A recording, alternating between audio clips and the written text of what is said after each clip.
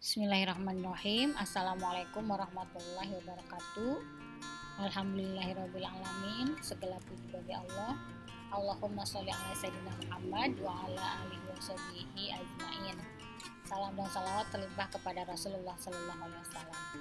Baiklah, di kesempatan hari ini di pertemuan kedua teori farmasi klinik bersama Ibu Lina Aliani, kita akan membahas mengenai Permenkes Republik Indonesia nomor 72, 73 dan 74 tahun 2016 yang berisikan tentang standar pelayanan farmasi baik di rumah sakit, apotek ataupun puskesmas.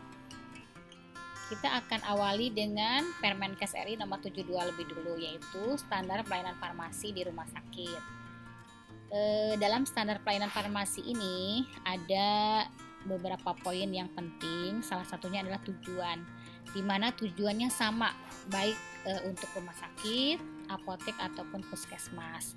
Ada tiga tujuan utama, yaitu pertama adalah meningkatkan mutu pelayanan kefarmasian. Jadi dengan peraturan ini diharapkan mutu pelayanan kefarmasian semakin meningkat, sebagaimana yang sudah kita bahas sebelumnya di sejarah, latar belakang dan sebagainya mengenai tentang farmasi klinik ya, bahwa yang utama adalah mutu pelayanan kefarmasian yang nanti imbasnya kepada nilai akhir, yaitu pharmaceutical care.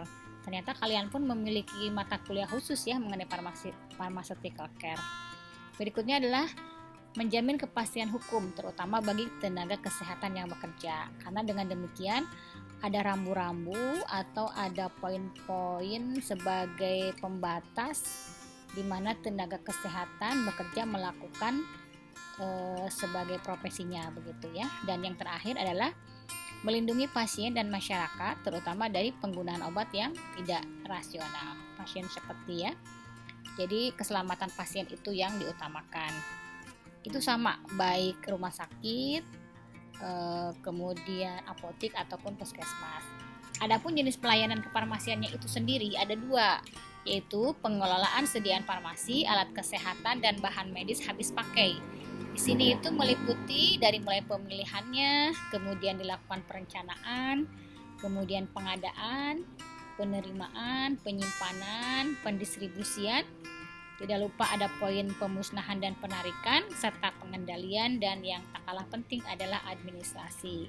Untuk pengelolaan sediaan farmasi, alkes, dan bahan medis habis pakai, ada beberapa perbedaan antara rumah sakit, apotek, dan puskesmas. Nanti kita lihat beberapa perbedaannya. Tetapi titik inti dari pengelolaan mungkin kalian dipelajari di manajemen ya atau administrasi farmasi seperti itu. Kemudian kita masuk ke poin yang utama dari mata kuliah kita, yaitu pelayanan farmasi klinik, di mana di rumah sakit ada 11 poin mengenai pelayanan farmasi klinik, yaitu pertama pengkajian dan pelayanan resep. Kita sudah coba pelajari di praktikumnya ya, pengkajian dan pelayanan resep. Kemudian ada kedua, penelusuran riwayat obat. Nanti kita akan coba melakukan ini. Ibu akan beli penugasan ya di penelusuran riwayat penggunaan obat. Yang ketiga, rekonsiliasi obat. Nah ya, yang ketiga adalah rekonsiliasi obat. Di dalam rekonsiliasi obat, di sini adalah membandingkan ya. Jadi membandingkan instruksi pengobatan ya. Instruksi pengobatannya apa begitu. Misalnya sehari 3 kali 1. Misalnya obat yang diberikan lansoprazol begitu ya. Jadi membandingkan instruksi pengobatan dengan obat yang telah didapat pasien ya. Jadi khawatirnya ternyata pasien tidak diberikan lansoprazol, malah yang diberikan adalah misalnya omeprazol begitu ya. Kemudian pengobatannya harusnya 3 kali 1, malah sehari cukup 1 malam saja umpama ini. Jadi hal-hal yang seperti itu dimonitor atau dievaluasi ya. Di sini tadi utamanya kan biar tidak terjadi pengobatan yang keliru atau medication error, kemudian juga terjadinya kesalahan dosis atau adanya interaksi obat ya.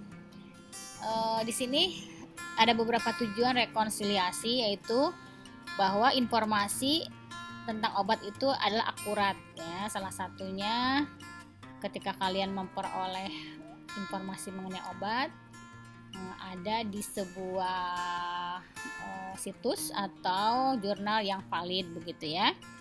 Kemudian juga mengidentifikasi ketidaksesuaian akibat tidak terdokumentasinya instruksi dokter. Jadi khawatirnya apa yang disampaikan oleh dokter tidak diberikan kepada pasien. Kemudian juga khawatir juga ada kesalahan dalam membaca tulisan dokter ya. Jadi mengidentifikasi ketidaksesuaian akibat tidak terbacanya instruksi dokter, baik berbentuk resep atau poin-poin lainnya.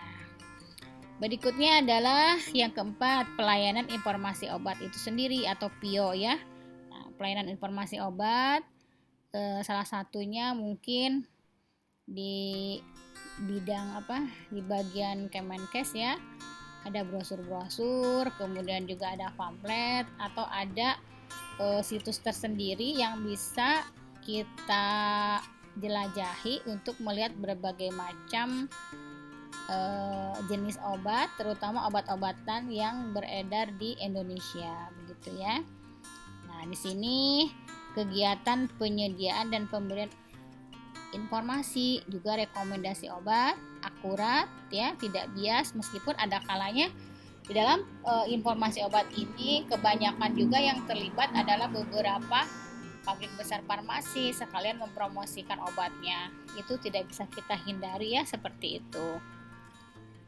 Di dalam PIO ini kita berharap informasi mengenai obat kepada pasien juga tenaga kesehatan yang lain di lingkungan farmasi dan rumah sakit atau di luar rumah sakit ya. Jadi ada informasi mengenai baik interaksi obat, farmakologi, komposisi dan sebagainya.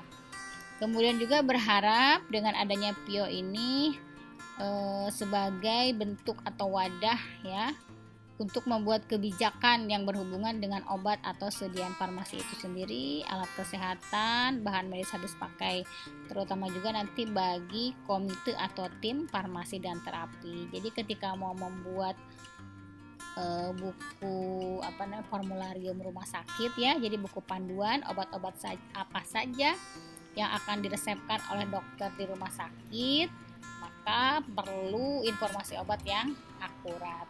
Jadi informasi obat ini tidak hanya ke pihak luar, tetapi kepada internal rumah sakit pun sangat-sangat diperlukan. Berikutnya adalah kita berharap tujuan yang berikut dari PIO itu menunjang penggunaan obat yang rasional. Jadi pengobatannya itu tidak duplikasi, tidak tumpang tindih, betul-betul sesuai dengan kebutuhan pasien untuk pengobatan yang efektif. Berikutnya adalah konseling. Di dalam poin konseling ini, di mana suatu aktivitas pemberian nasihat atau saran terkait terapi obat, terutama dari farmasis atau apoteker ya, kepada pasien atau keluarganya. Jadi disampaikan terutama baik yang rawat inap ataupun yang rawat jalan ya. Dalam pemberian konseling ini ada beberapa poin yang cukup penting, di mana tidak setiap pasien diberikan konseling, hanya pasien-pasien tertentu misalnya ya, di antaranya pasiennya bayi begitu kan, kemudian ada gangguan fungsi ginjal, ibu hamil dan menyusui, atau beberapa pasien yang menderita penyakit kronis, bisa TBC, kemudian diabetes mellitus atau epilepsi ya. Kemudian juga ada pasien yang menggunakan obat-obat tertentu. Contohnya obat apa? Misalnya yang menggunakan terapi yang sempit yaitu digoxin ya. Digoxin kan dosis lazimnya aja 0,25 mg. Ketika pengobatan dengan jumlah dosis yang sempit, efek terapi sempit, maka diberikan konseling ya. Berikutnya ada beberapa riwayat pasien yang mempunyai riwayat kepatuhan obatnya rendah. Jadi setiap diberikan obat selalu bersisa atau tidak sesuai dengan signa yang diberikan. Nah, itu kan hasil dari komunikasi atau dari hasil penelusuran riwayat obat. Sebaiknya pasien yang demikian diberikan konseling. Berikutnya adalah visit. Ya, kunjungan ya, terutama dokter, perawat, dan idealnya bersama apoteker ke bangsal-bangsal atau ke kamar-kamar rawat inap begitu. Di situ untuk bisa mengamati kondisi klinis pasien secara langsung, terutama kalau bagian apoteker mengkaji masalah yang terkait obat, memantau terapi obat begitu ya. Kemudian juga mengkomunikasikan efek obat yang tidak diinginkan, sehingga dengan demikian bisa mampu meningkatkan penggunaan obat yang rasional tersebut. Visit juga bisa dilakukan ketika pasien sudah keluar dari rumah sakit. Nah, ada kalanya kita memiliki jadwal, misalnya per minggu kah atau per bulan, mengunjungi beberapa pasien yang sudah masuk ke rumah sakit yang bersangkutan, didata untuk dimonitoring gitu ya. Baru berikutnya pemantauan terapi obat. Nah, dia tadi berkaitannya dengan visit, dengan konseling dan sebagainya. Jadi saling berkesinambungan. Bagaimana obat itu mampu memberikan efek yang nyata untuk pasiennya. Mungkin bisa saja mengurangi atau bahkan menyembuhkan ya. Atau bisa aja pasien tertentu memiliki keluhan terhadap obat yang bersangkutan, terutama keluhan yang tidak dikehendaki. Itu bisa dikomunikasikan ketika apoteker secara aktif, istilahnya menjemput bola seperti itu ya. Di dalam pemantauan terapi, salah satunya tadi pengkajian pemilihan obat, apakah tepat obat yang diberikan, dosisnya, cara pemberian obat, respon terapinya, kemudian juga reaksi obat yang tidak dikehendakinya apakah ada atau tidak ya. Kemudian juga kita mampu juga memberikan saran, rekomendasi terhadap masalah yang terkait dengan obat. Jadi ketika pasien mempunyai keluhan, kita pun tidak hanya cukup mencatat, jadi sebaiknya memiliki pengetahuan masalah tersebut, bagaimana cara penyelesaian yang terbaik begitu ya sarannya. Dan pemantauan efektivitas serta efek samping terapi obat selalu ada, karena namanya obat-obat obat-obat bukan istilahnya bukan obat kimia, jadi artinya obat sintetis ya, bukan alami ya. Yang namanya sintetis itu selalu ada masalah lah begitu ya. Mungkin saat ini tidak diketahui ketika 10 tahun obat itu diedarkan. Bisa jadi ketika sudah mencapai 20 tahun, 30 tahun, 50 tahun ke depan selalu ada efek-efek yang tidak seharusnya ya. Poin selanjutnya adalah evaluasi penggunaan obat. Dalam evaluasi penggunaan obat nomor 8 dulu ya. Mesok dulu ya, monitoring efek samping obat.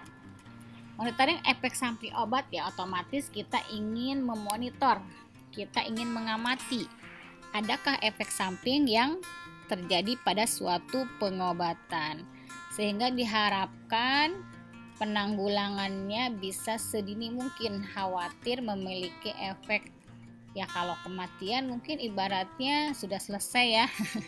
Tetapi ketika itu menimbulkan cacat begitu ya, kemudian menimbulkan adanya perubahan genetik, bisa jadi ke arah situ, maka itu harus sesegera mungkin diselesaikan ya. Berikutnya adalah baru evaluasi penggunaan obat. Semua penggunaan atau pemakaian obat dievaluasi tadi ya, sejauh mana pengobatan itu efektif dan efisien. Baru yang nomor 10, dispensing sediaan steril. Dalam dispensing sediaan steril diberi kewenangan di rumah sakit untuk melakukan peracikan obat-obat yang sifatnya steril ya, yang seharusnya mungkin dilakukan di pabrik tertentu begitu ya. Tetapi di rumah sakit harus memiliki persyaratan juga ketika mau melakukan dispensing sediaan steril. Di sini ada beberapa tujuan kenapa dilakukan dispensing sediaan steril. Antara lain, kembali ke pasien, agar pasien mendapatkan obat sesuai dengan kebutuhan. Kemudian juga harus terjamin ya sterilitas dan stabilitas produk, di mana para petugas yang melakukan pun harus terhindar dari paparan zat yang berbahaya. Diharapkan tidak terjadi kesalahan dalam pemberian obat. Beberapa contoh dispensing sediaan steril yaitu pencampuran obat suntik begitu ya. Berikutnya juga ada poin yang lain, melarutkan sediaan intravena dalam bentuk serbuk ke dalam pelarut yang sesuai dan mengemasnya menjadi sediaan yang siap pakai begitu. Jadi harus ada ruangan khusus, lemari pencampuran yang aman begitu ya. Ada ruangan yang bersifat mengandung HEPA filter ya. Itu untuk yang nomor poin 10. Yang terakhir, pemantauan kadar obat dalam darah. Ini ya. Jadi setelah lewat wawancara ya, kita pun harus harus mengamati betul nggak sesuai dengan teorikah. Pada beberapa pasien dilakukan uji coba secara acak, diambil darahnya, dihitung kadarnya ya, kadar obat tertentu dalam darah pasien tersebut. Ya, tadi tujuannya adalah untuk mengetahui kadar darah dalam obat serta memberikan rekomendasi kepada dokter yang merawat. Dalam kegiatan PKOD ini melakukan penilaian kebutuhan pasien. Jadi pasien tertentu yang perlu dipantau kadar obat dalam darahnya begitu ya. Kemudian juga diskusi dengan dokter dan akhirnya menganalisa hasil pemeriksaan kadar obat dalam darah itu, kemudian baru memberikan rekomendasi. Jadi semuanya saling berkaitan, tidak bisa terlepas antara satu dengan yang lainnya. Itu secara global untuk Permenkes nomor 72. Kita masuk ke Permenkes nomor 73, yaitu tentang standar pelayanan kefarmasian di apotik. Tujuannya sama, yaitu pertama adalah mutu, kepastian hukum, dan pasien yang terlindungi ya. Jenis pelayanannya ada beberapa poin yang berbeda. Di sini di dalam farmasi apotek ya, jenis pelayanan apotek, perencanaan ada, pengadaan pun demikian, penerimaan, penyimpanan, pemusnahan, pengendalian, pencatatan, dan pelaporan identik dengan administrasi. Di dalam apotek tidak ada istilah pendistribusian ya. Kalau di rumah sakit ada pendistribusian, umumnya didistribusikan kepada depo-depo ya tadi ya, misalnya kepada instalasi rawat inap atau ada khusus instalasi rawat jalan, kemudian kepada ruangan-ruangan penginapan atau rawat inapnya ya, itu artinya pendistribusian. Sementara di apotek tidak ada istilah pendistribusian, tetapi pasien datang membeli obat dan kita menyerahkannya. Untuk pelayanan farmasi kliniknya di apotek sama ada pengkajian resep, dispensing pun dilakukan, tetapi tidak ada dispensing obat steril ya. Kemudian pelayanan informasi obat pun sama, khususnya ini juga kepada pasien terutama ya. Kalau di rumah sakit, kalau di apotek itu. Sementara informasi mengenai informasi obat yang lain-lainnya untuk farmasis atau untuk TTK itu diharapkan, karena kita pun memiliki wewenang ketika dokter memberikan resep obat paten, kemudian obat tersebut tidak dimiliki oleh kita, sementara pasien membutuhkan, kita boleh menggantinya dengan obat generik. Itu pun atas persetujuan pasien dikomunikasikan ya. Jadi kan kita harus tahu informasi obat ini apa sih nama generiknya begitu ya. Sekarang mah sudah banyak lah untuk mengetahui berbagai informasi, kita memiliki pakarnya ya, Mbah Google ya. Yang keempat pun ada konseling. Konseling dilakukan juga terhadap beberapa pasien dengan data yang hampir sama ya. Kita komunikasikan. Di sini ada peluang bagi kita selain untuk meningkatkan kedatangan pasien ke apotek kita, untuk mendekatkan dengan pasien lewat komunikasi begitu. Kemudian juga untuk membantu agar pasien pun tidak begitu ketergantungan dengan obat. Lah Bu, nanti kalau pasien nggak ketergantungan apotek kita sepi dong. Kita kembalikan ya, rezeki sudah ada yang mengatur. Dan kalau kita berbuat baik kepada orang lain, insya Allah kebaikan itu akan sampai kepada kita juga. Karena kita harus tahu hakikatnya obat itu adalah racun begitu. Sehingga pengetahuan itu kita sampaikan secara baik, terutama misalnya pasien yang rutin ada resep dokter, misalnya dia menggunakan obat psikotropik, misalnya Sanak atau Alprazolam gitu ya, atau ketika pasien epilepsi pasti ya phenytoin atau carbamazepine dan lain-lain, kita bisa komunikasi Mungkin dia bisa sedikit demi sedikit melepaskan diri dari ketergantungan kepada obat-obatan itu. Kembali itu dibantu dengan sugesti ya. Kemudian pelayanan kefarmasian di rumah, jadi mirip visit ya, mirip visit di rumah sakit. Di apotek juga ada home pharmacy care. Jadi apoteker bisa mendata alamat pasien, kemudian mengkomunikasikan, bisa kan mampir ke rumah, atau kebalikannya ketika pasien dengan database yang ke apotek kita tiba-tiba misalnya jarang berkunjung, entah dia untuk membeli barang-barang yang lain, kita bisa berkomunikasi. Barangkali pasien itu mengalami sakit atau punya keluhan, silaturahim lah ya pada intinya, sambil juga kita mendata terhadap penggunaan obat terhadap oleh pasien itu sendiri. Pemantauan terapi obat sama ya, bagaimana tadi lewat umpan care atau lewat komunikasi, kita bisa memantau bagaimana pasien menggunakan obatnya. Dan meso pun demikian, monitoring efek samping obat. Berkaitan ya, ketika kita memantau terapi, pasti kita pun akan mengamati efek sampingnya. Itu poin untuk apotik ya. Kita masuk ke poin terakhir, yaitu untuk puskesmas. Nah, di dalam puskesmas tujuan sama ya, mutu pelayanan, kepastian hukum, dan keamanan atau kenyamanan pasien itu sendiri. Pengelolaannya di sini hampir sama, cuma ada perbedaannya. Salah satunya di puskesmas itu tidak ada pengadaan ya. Itu di poin pentingnya. Di puskesmas kenapa tidak ada pengadaan? Dalam salah satu kegiatan pengadaan antara lain pemesanan kepada BBM misalnya begitu. Sementara puskesmas itu meminta barang ya, bukan berarti tidak ada pengadaan obat tidak diadakan, tetapi istilahnya puskesmas itu mendapatkan pasokan obat biasanya dari Pemda.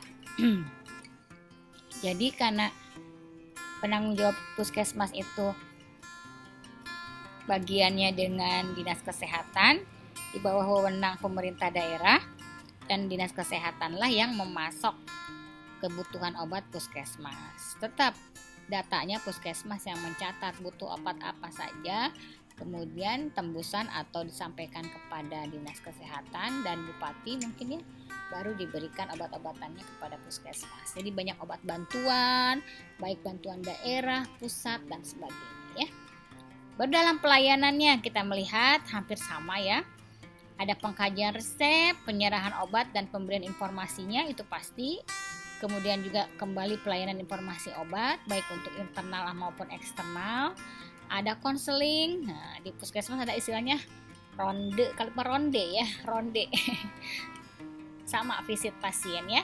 Jika pasiennya atau jika puskesmasnya memiliki rawat inap. Sekarang sudah ada ya beberapa puskesmas yang memiliki rawat inap. Kemudian poin kelimanya pemantauan dan pelaporan efek samping obat juga demikian. Kemudian pemantauan terapi obat serta evaluasi penggunaan obat. Pada intinya semua sama, berkaitan untuk memberikan pelayanan pemberian obat yang tepat begitu ya. Oke, itu secara garis besar mengenai Permenkes ya. Nanti kita satu-satu akan bahas di poin-poin mengenai rumah sakit, apotek, dan puskesmasnya. Kita masuk untuk tugas yang itu penelusuran riwayat penggunaan obat. Di sini dalam penelusuran riwayat penggunaan obat, proses mendapatkan informasi mengenai seluruh obat atau sediaan farmasi lain yang pernah digunakan, pernah atau sedang begitu. Riwayat pengobatan dapat diperoleh dari wawancara atau rekam medik bagi pasien yang ada di rumah sakit ya. Tahapannya pertama, membandingkan riwayat penggunaan obat dengan data rekam medik atau pencatatan penggunaan obat untuk mengetahui perbedaan informasi penggunaan obat. Keduanya, melakukan verifikasi riwayat penggunaan obat yang diberikan oleh tenaga kesehatan lain serta memberikan informasi tambahan jika diperlukan. Kemudian poin yang 3, mendokumentasikan mungkin ada alergi atau reaksi obat yang tidak dikehendaki. Berikutnya mengidentifikasi potensi terjadinya interaksi obat. Jadi dari pengobatan itu barangkali ada timbulnya interaksi obat, terutama sekalipun interaksi itu membuat obat menjadi berkhasiat lebih ya, itu pun kan berbahaya, bisa menyebabkan overdosis atau kebalikannya menyebabkan obat menjadi underdose ya, atau bahkan sama sekali tidak memberikan efek. Berikutnya memberikan penilaian terhadap kepatuhan pasien. Nah, ini pasien kira-kira mengikuti nggak aturan dari cara pakai obat dan sebagainya. Melakukan penilaian juga terhadap rasionalisasi obat yang diresepkan. Khawatirnya terjadi polifarmasi, yaitu obat atau satu resep lebih dari 5 obat, dan itu bisa menimbulkan kejenuhan juga untuk pasien ya. Jadi harus diantisipasi daripada timbul efek yang tidak diinginkannya. Kemudian melakukan penilaian terhadap pemahaman pasien terhadap obat yang digunakan. Jadi pasien harus memahami terhadap pengobatan yang sedang terjadi kepadanya ya. Melakukan penilaian adanya bukti penyalahan obat. Ya, sekiranya obat disalahgunakan, misalnya terutama obat-obat psikotropik, meskipun zaman sekarang ya udah begitu kreatif kadang orang Indonesia itu. Tidak psikotropik, obat-obat yang lumrah seperti misalnya dulu tuh dextromertopan ya sebelum nge-booming, disalahgunakan untuk fly. Atau sekarang komik, kadang kan komik katanya kan mengandung dextromertopan, meskipun dalam jumlah kecil, maka komiknya dia sekali minum banyak begitu ya. Atau juga ada obat-obat lain yang memiliki efek normal sebetulnya, tapi ketika dosis berlebih maka akan membuat seseorang itu menjadi fly begitu ya. Itu sisi psikis harusnya bisa kita terapi. Berikutnya melakukan penilaian terhadap teknik penggunaan obat untuk obat-obat tertentu ya. Memeriksa adanya kebutuhan pasien terhadap obat, merekomendasikan, mendokumentasikan dulu ya obat yang digunakan pasien sendiri tanpa sepengetahuan dokter, mengidentifikasi terapi lain, misalnya suplemen dan pengobatan alternatif yang mungkin digunakan pasien ya. Adapun kegiatannya, pertama, penelusuran riwayat penggunaan obat kepada pasien atau keluarganya. Jadi ditanya selain diri pasien itu sendiri, mungkin orang tuanya, anak-anaknya, keluarga gitu ya ditanya. Kemudian melakukan penilaian terhadap pengaturan penggunaan obat tersebut. Sehingga informasi yang didapat, pertama adanya nama obat, ya baik obat yang diresepkan atau yang tidak diresepkan. Pokoknya semua obat yang masuk ke dalam tubuh pasien itu dicatat. Bisa diingat-ingat, apakah mungkin mengingat 5 tahun terakhir, atau bisa jadi 3 tahun terakhir, 1 tahun terakhir, atau 3 bulan terakhir. Pokoknya disesuaikan dengan daya ingat dari pasien itu sendiri ya. Termasuk tadi ya obat non resep, ada dosis, bentuk sediaan, frekuensi penggunaan, indikasi, dan juga lama pengobatan. Baru berikutnya adalah reaksi obat yang tidak dikehendaki, termasuk apabila memiliki riwayat alergi. Dan berikutnya adalah kepatuhan pasien terhadap penggunaan obat itu. Dilihat dari berapa jumlah obat yang tersisa. Tidak selalu harus obat itu habis ya, kecuali kan antibiotik. Nah, dari situ pun kita bisa mengamati. Karena itu ini ada tugas ini nanti kalian sendiri yang melakukan penelusuran untuk diri kalian ya, atau orang tua atau adik, kakak begitu ya. Ya kalau nggak ada berarti ke tetangga mungkin begitu. Ya nanti ada tugasnya. Ibu lihat, kalau memungkinkan 3 orang lah minimal ya, diri kalian, ibu bapak atau adik atau tetangga ya. Telusuri penggunaan obatnya, diingat-ingat. Bisa 2 tahun bisa beberapa 1 tahun terakhir lah palingan, nggak, mudah-mudahan masih bisa mengingat. Di sini ada beberapa bagan begitu. Ada bagan yang harus diisi begitu. Riwayat penggunaan obat, nama pasien siapa, umurnya berapa tahun, serta alamatnya. Ada nomor ya, nama obatnya apa, dosis yang digunakan, bentuk sediaannya, signa, cara pakai, indikasi ya, lama penggunaan. Bisa digunakan misalnya sudah 3 bulan berturut-turut makan obat itu, atau misalnya digunakannya udah 5 tahun terakhir, kalau sakit kepala minumnya obat itu gitu ya. Jadi begitu, tidak harus lama digunakan tuh, tidak harus tiap hari. Misalnya ibu misalnya cocok menggunakan stop call kalau lagi batuk pilek, maka ibu menggunakan stop call itu sekali minum misalnya ya 3 hari gitu ya maksudnya. Jadi penggunaan yang rutinnya begitu ya. Atau misalnya kalau sesekali ibu minum Bodrek ekstra, lama penggunaannya ibu cuma paling lama seminggu umpama kalau ibu lagi sakit kepala begitu ya. Dan kalau misalnya dia rutin menggunakan hampir sebulan, setiap dia sakit kepala minum Paramek aja umpama begitu, itu dicatat ke arah situ ya.